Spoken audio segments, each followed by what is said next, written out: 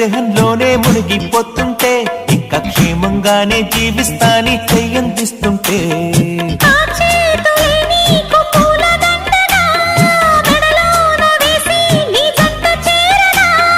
నా చూపు సూత్రంగా ముడిపడగా నా చూపు చిత్రాల రాజమే